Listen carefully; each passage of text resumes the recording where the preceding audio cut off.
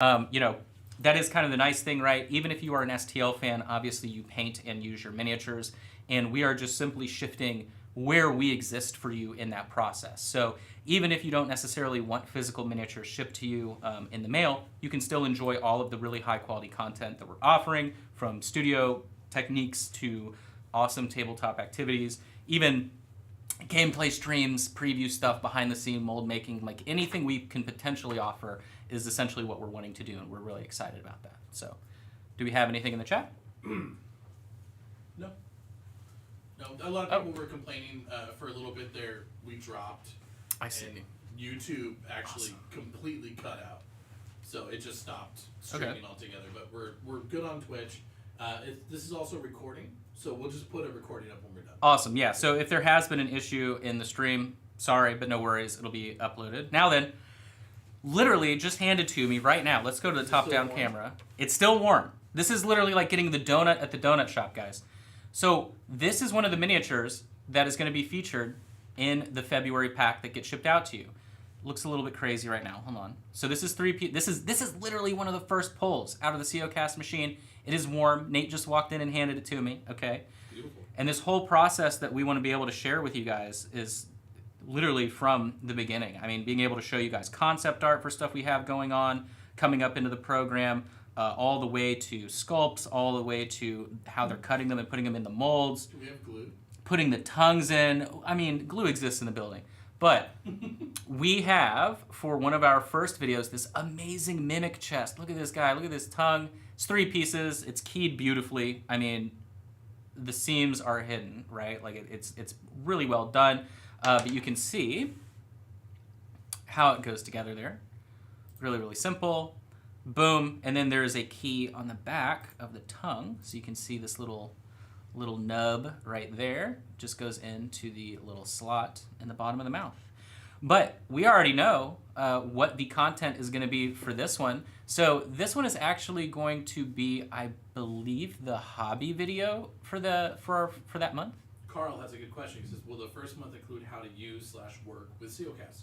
Yeah, so February's content, because there is always a delay on the content, so that way you get the miniatures in the mail, is how we're going to be doing we're going to do like essentially a basic skills assessment video of like, this is what you can expect when we do a full start to finish paint job. Then we're doing a how to prepare and work with COcast miniatures, how to do repairs, if anything's warped, whatever. We'll just explain how the material works. We'll probably also have Nate in here to help talk about it too, since that he is literally the CO master here, right? How the molds are made, whatever. We'll just sort of do an expose on COcast so you feel very comfortable with the material. And then the other one is how to do brush control and measuring ratios with your brushes, so that way when we're communicating during any painting content, you know what to expect. And it'll also help you become a faster and better painter in general. So everything is sort of generic based. It will be on miniatures that we have available already on the shop. So you don't necessarily have to follow along, so to speak, on these videos, right, to know what's happening. But you can if you want. They'll be online, and we'll share that stuff ahead of time too. But this video, tied to this miniature, is going to be all about how to do drool and slime effects on miniatures. So we are going to be doing like literal slimy drool in between the teeth, coming off of the tongue, onto the tongue, and all of that. So you guys will know sort of what materials you can use, how to make it really gross and realistic, and scare everybody at your table, or just literally take those same techniques and apply them to whatever miniature you want. So we are trying to tie every single piece of content to the miniatures that are coming to you in the mail. I love this mimic chest though. It is really awesome. I love like the teeth are coming out of the metal like trim on the chest. I mean, this one is awesome. I love the amount of eyeballs, everything like that. But literally came hot off the press. We knew that they would be. We knew that this one would be ready today, and I know Nate was like rushing to try and get it done. So we didn't. I had completely forgotten by the time we got in here and got started that it was going to be coming out. But you can see if we go back one more time. I haven't. So literally, I don't think anybody has seen this like physically in front of us in CO. So I am currently looking. So here is where it was trimmed off the CO sprue. Okay, so that isn't visible in any way. So what I'm looking for is literally where he hid the mold line. Good luck. I mean, I think I see. So I think he hit. Let me see. All right. So I think he hit this corner. And I think that's where it is. I mean, you know, Chris kind of joked and said good luck. I think, yeah. So I see a little piece of trim. I mean, it's so small. Here, you'll see it against my finger. That little, where are we? There's like a little overhang. Let me see, right there. This tiny piece is flash. So that should tell you how much cleanup is required whenever these COcast minis are engineered for success by us, okay? That's also part of it, is getting high quality CO. Because we don't want to name names. There's a lot of low quality stuff happening right now because people aren't necessarily putting through the same amount of, you know, control in mold making. Same thing on the tongue. There's a little nib on the end of the tongue. And then on this guy, let's see if I can find it. I don't see it at all on this one. Oh, no, okay. Cross the teeth.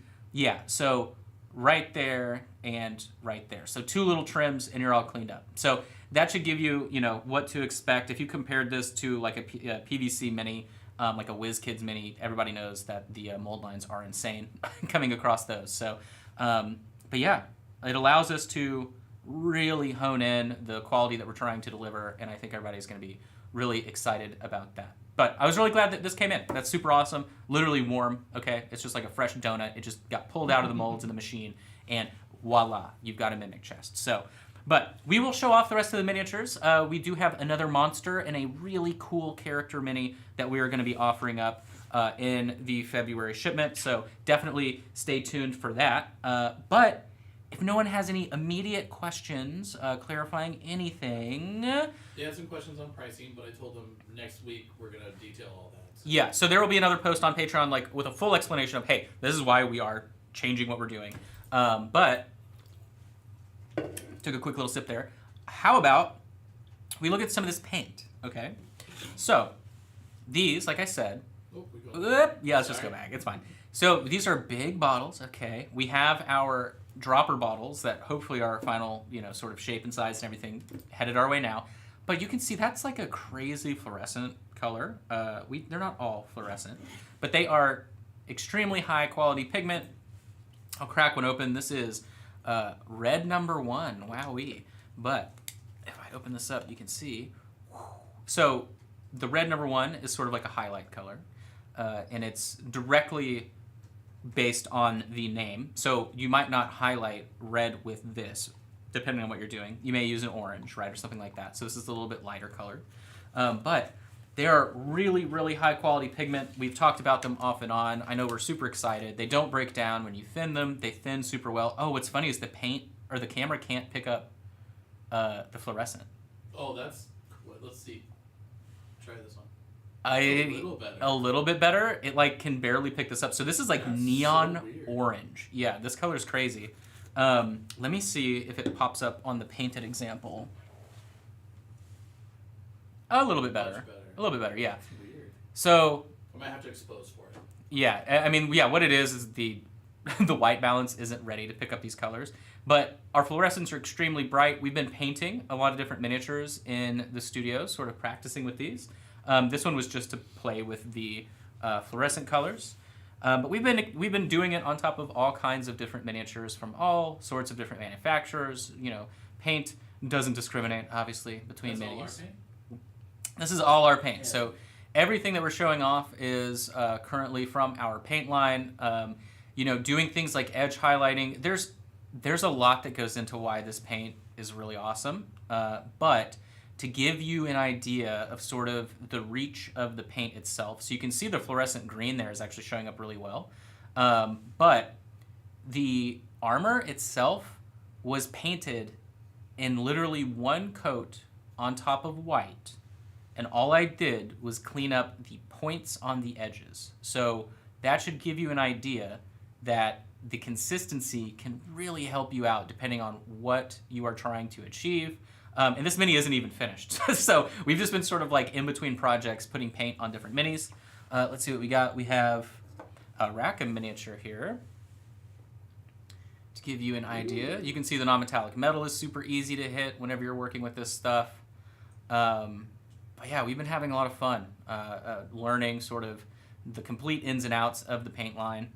depending on what it is you're trying to do. This was the first mini that I used the paint on, and it took me a little bit to like get used to, but literally 20 minutes maybe to sort of get used to the ins and out.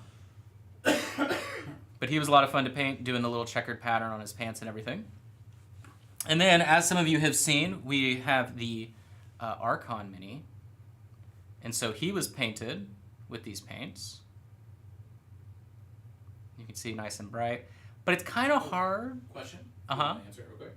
Will you be providing pigment information on the bottles like artist pigments do? Are they single pigment? So single pigment paints aren't that cool in general because you literally can only get... So like if a paint line existed that was purely single pigment paints, you might have 12 colors. Simple as that, right? But none of these paints have more than 3. The only ones that have 3 are, for the most part, the brightest version of each color because there's a little bit of white added to them. So like red 0 here, it has a little bit of white added to it. Red 1 has some yellow added to the red pigment. So I would say 90% of the paints are 2 pigment to give you a good range.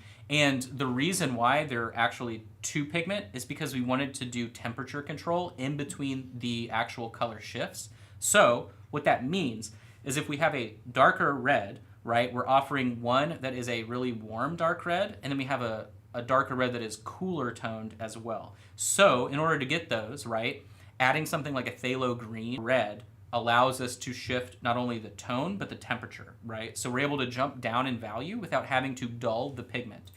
No black was used at all in any of the darker shades, which means you're getting full bright pigment. Now, if it's obviously like a dark blue, it's a bright dark blue, so that's a little bit harder to understand. But anything that is used in the paints is obviously going to be available in the like MSDS or whatever, the chemical info, so we'll have that information available. It just depends on what we have to include on the label. So like we have our labels, we just have to figure out where on the packaging anything needs to go. So, but yeah, in terms of pigment, we do have a couple pure pigment colors. Like our red is just 1 pigment. Specialty colors like phthalo blue, obviously a single pigment. Phthalo green, single pigment. I think one of our yellows is single pigment, but everything else is giving you a mix of 2 pigments. So, but what's nice about that is that your expectations whenever you're painting don't really jump around that much. Some colors and companies that I've worked with in the past, whenever they're mixing, because they have such a huge range of colors, right? So at one point, the company that I worked with had like 400 SKUs of paints. They may have 4 pigments, 5 pigments mixing into certain mixes. And when that happens, let's say you add a little bit of white or you add some yellow to try and shift something around, suddenly a color that doesn't look like it has any green at all goes green when you add yellow. Things like that, right? Kind of makes it hard to immediately mix on a palette. So the system that we have in place makes it really easy to understand, like a 0 color. Currently, this may change, right? But so our colors go from 0 to 4, 4 being the darkest, 0 being the brightest. So it's easy to know, like, I want a darkest color possible, so you grab a 4, cool, you go with that. But otherwise, you're able to mix them traditionally as you would with any fine quality artist paints. That was the actual sort of intention when we were planning it. And to give you an idea, so these swatches, okay, if you want to go to the overhead cam, actually, I don't know if it'll show. Maybe do the side face cam if you can. So now then, okay, this is how it started, which seems funny, right? But this is actually sort of how I was trying to shift around this palette. And we had I forget what exactly it was. So really early on testing, before we had like a full palette, I did like composition breakdowns of how the pigment would break, things like that. Without explaining too much exactly what's happening here, the paint doesn't break, meaning the pigment doesn't separate depending on the amount of water that you use. So it allows you to do really high quality painting without having to worry about going too thin. So things like glazes, tiny applications of color, blending, hue shifts, things like that, very easy to ascertain. But so this was like the very early on sort of thing that we were doing.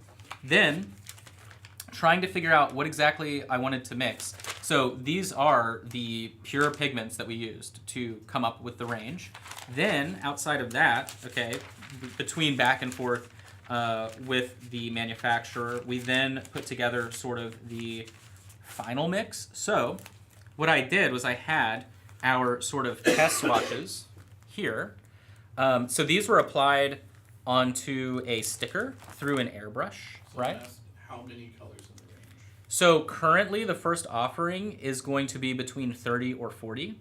And it is going to be pretty much all primary colors, a selection of a warm brown, cool brown, right down the middle brown, a tan that gets you set into a skin tone relatively simply, and then some fluorescence.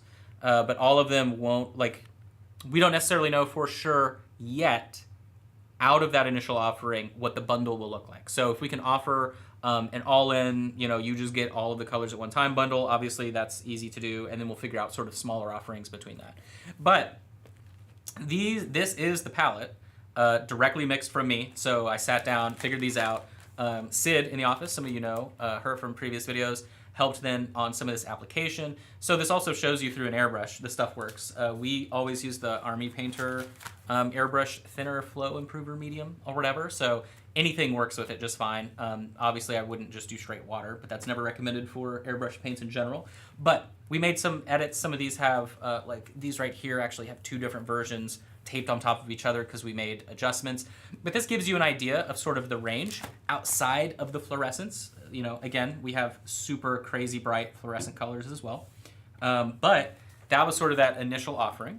Another question, how do they react on a neglected wet palette? And he follows it up with, because some Vallejo splits, the AK Gen 3 splits, out to show their reflective pigments. This is overnight or longer. So part of that, so to answer that question, I would need to know what paper you're using. So if you aren't using wax paper, right, then you can still have pigment absorb. So some brands don't use the correct type of paper on a wet palette. And don't know why. I personally don't use any pre-made wet palette sheets. I literally use burger sheets, which is like a joke around when I first started working here. I'm like, I need burger paper. And it was a joke, but it's just literally wax parchment paper, right?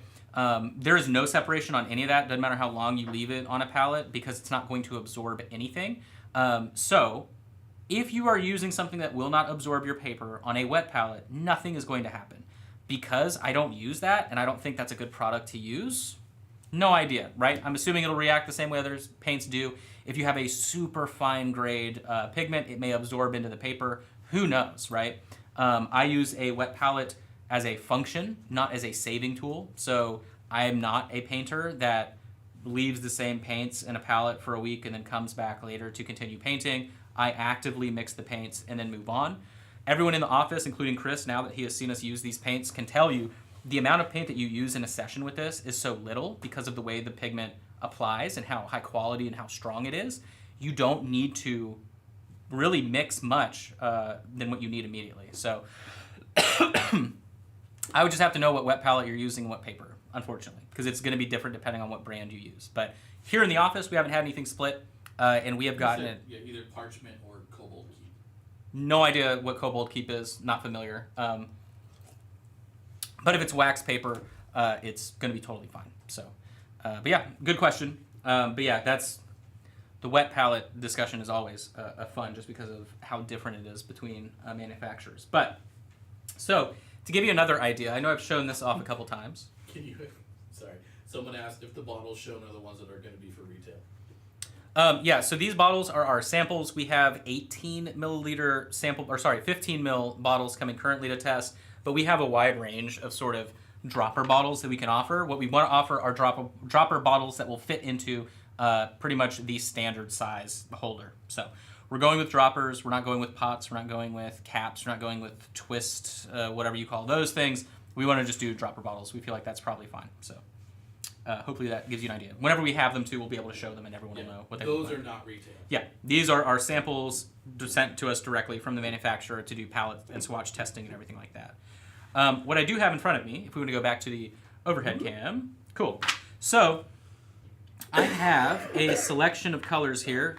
I say selection of colors, it's literally, but other than trying to get like a perfect white balance here, what we did is we took the color and painted it directly on top of black, on top of the base, and then mixed 50-50 with water, so there's no medium or anything like that mixed in. Put it directly on top of white. So, what that means is that we have tried to get such a consistent and even mix of pigment that if you mix it with water, you are able to get a contrast creating effect. Meaning, it's creating contrast, okay?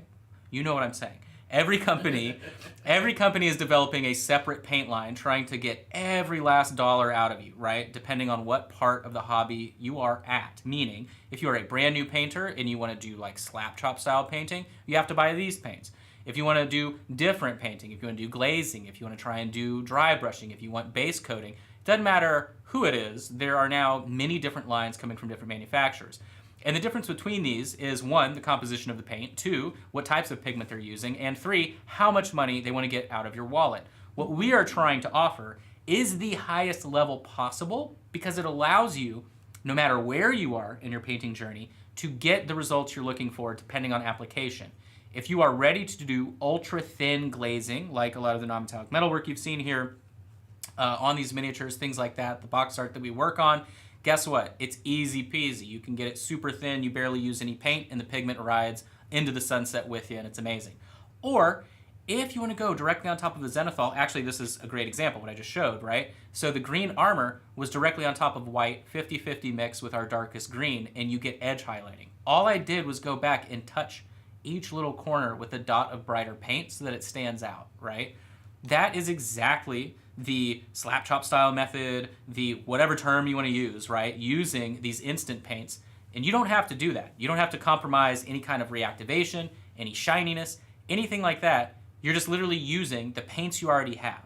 So we wanted to be able to make a product that allowed you to grow as a painter and not have to keep spending money. Obviously, we want you to keep spending money with us because you're going to use all of your paint. That's a given. You're going to love it. You're going to paint a billion things, right? Because you don't need so many products. But that being said, you're able to get, I just threw one on the ground like a genius here. You're able to get a lot of utility out of all of these colors. Again, directly on top of black. This one's a little bit heavier. You know, I'm not a perfect scientist, but the ratios at 50-50 typically always give you the same result. So, but that's what we were really excited about when we were developing this, was that we would be able to create a product that, Green looks really good. the greens, Yeah. no matter where you are in your painting journey, right, you're able to get really good results. This also shows you sort of just how finely grained or ground, whatever, how fine-tuned, we'll put it that way, the pigments are that we're working with. They are not non-toxic, meaning we are using natural pigments. Someone just asked that question. Any heavy metal pigments to be aware of? Yes, so you do not lick your brush with these at all. These are along the same veins as any high-quality artist paints, whether you're buying golden paints to do traditional painting, if you're buying something like Chimera or even like the Scale 75 artist line, things like that, right? High-quality pigments are toxic. That is just how it is. Now, they are not skin reactive or anything like that. You just don't want to ingest them. I literally cover my thumb. I mean, I have paint on my thumb right now, but I always am a thumb palette guy, and no issues there, right? But that is how we're able to achieve such high-quality pigment. Any warnings, labels, anything like that that we have to be, worry about, obviously are going to be communicated to everybody whenever the product goes live. But you can see most of these are one coat, but 1 to 2 coats on top, directly on top of black, and then 50-50 mixed with water on top of white. Gives you a really good idea of what to expect with these paints. But the range is really awesome. We tried to do as many different, so like I was mentioning, right, we try and do temperature shifts. So different purples, you're getting 2 different temperatures of purples. You're getting one that's really warm here on the left, one that's really cool here on the right, and you're able to get different results. All the way down to the black paint that we want you to use. So by that I mean, let me find them. So we obviously have pure black and pure white, but because we're using really high quality pigment, the consistency in a pure white and the consistency in a pure black can't be smooth. It is just really hard to get a fine grind on that. And that is direct from the manufacturer. It's also true with a lot of really high quality artist pigment paints and fine art. However, if you can shift them one way or the other with a different tone or a different pigment, you can get a really high quality grind, right? So we do have just straight up white, straight up black. We refer to those as additive colors. So if you want something to be a little bit darker and desaturated, you just add a tiny bit of that pure black and you are just going to get a darker version. But what we are excited about is offering a warm tone black and a cool tone black, which you see here. Actually have them swapped because I can't see what I'm doing. There we go. But you can see painted directly on top of the base, and the base has a black rim. So there's not much of a difference, right, between these two. I can just tell because they're right next to each other. But in terms of getting a lot of contrast, these two blacks work really well. However, when they are thinned 50-50 with water, you can see the difference in the temperature. A really nice cool tone and a really nice warm tone. Both of these make painting non-metallic metal super easy. I think, if I'm not mistaken, the blades on this guy were done with the warm tone blue. So you see it just looks like a nice silver. Oh, this was also the warm tone black as well on that. And then, for example, we never showed this Archon. This is the gigantic Archon. Coming soon. We've showed that off a few times. You can see the nice fluorescent paint going on there. I had a blast painting him. But the non-metallic metal, his like black armor, so to speak, as well as the axe, was done with the cool tone whites and the cool black. The metal buckle there was done with the warm tone white and the warm tone black. So you're able to get a lot of different results between. It allows you to work in color temperature directions that you traditionally can't, depending on what it is that you're working with between certain paint lines. But you can see the awesome detail here. I mean, I literally painted and highlighted every single one of these scales that you see. I mean, it was a little bit of work just because of how big he was. But we also then have the cool and warm white. You can kind of see the difference here. The one on the right is the warm white. The one on the left is the cool white. So, but I know that is a lot of information. You'll be seeing us use these paints pretty soon here. Like I said, we're going to be having if you want to go back to my wonderful face. I know that's what people want. Okay. But we're going to be doing videos for people to see how the Patreon content is going to look and feel, and we're going to be using our paints. Obviously, right now we have gigantic bottles, but we have the sort of like hopefully final version of the retail bottles as well. And then moving forward into the future, that's what we just use. We're trying to use it all the time for any box art stuff that we work on here in the office, and we're excited about it. I think that probably has been one of the more exciting things, and like, I wouldn't say surprising, but it's just been really nice, good feeling, I guess, how well it's come together, and we've been able to hit sort of all of the points that we wanted to get across with a really high quality paint line, and we're excited to roll that out. And then, yeah, you'll see sort of all the preview content for that Patreon. You'll see the rest of the miniatures as well that we're going to be offering in that first month. And then any other information that we need to give you, there's still stuff, how the transition's going to work, all that. If you're on Patreon already and you want to hang out and stay, you will be told relatively soon. And then, that's, I think, it. There's a lot of it. So, again, if you joined late, of course, this video will be available later. We'll do a quick recap for everyone, okay? The Patreon is shifting away from digital format stuff. Instead, we are moving to physical miniatures that we are producing in-house specifically for you every single month. They will get shipped to you, and then there will be a bunch of awesome hobby content tied to that. And all of the extra stuff, too, that we want to bring. So behind-the-scenes stuff, getting you involved here at the company. We really want it to be sort of like, we want you to feel like your hobby time is being spent in a really exciting and like curated way from us, because we can offer so many different things as a sort of full service business in the miniatures hobby, and we want to include you in that. So I know everyone's time is valuable, so I don't want to waste too much time here, but that is what we want to offer on the Patreon, is if you can dedicate 1 to 2 hours a week to your hobby, we want to at least give you something very direct and high quality that you can do at home. So if you have any other questions, anything like that, feel free to drop them in the chat if you can. Or check out the Discord. We're going to be reorganizing the Patreon section of the Discord to match the rest. We redid the Discord recently. But you'll be able to ask questions in there. There'll be a question channel. And I think that's pretty much it. There's going to be a lot of communication as we start rolling the program out. So if you have any confusion and you forget to ask a question, don't worry. We will make it very clear moving forward how it all works. And I think we can end it by showing off the Mimic chest again. So, again, this is one of the minis that is going to be coming directly to you in the mail. Nate walked it to us in the middle of the stream. Now it's cold, but it was warm directly out of the COcast machine. The piece of content that is going to be accompanying this is how to do gross, like stringed slime and spit effects, and we're gonna make him look really, really welcoming and not dangerous at all, of course. But so really excited about that. I'm so glad you guys were able to join us today and hear all of our exciting plans that we have moving forward. And yeah, I hope everything goes your way. You find $20 in your pocket and you have an awesome weekend. Thanks so much, guys, and we will talk to you soon.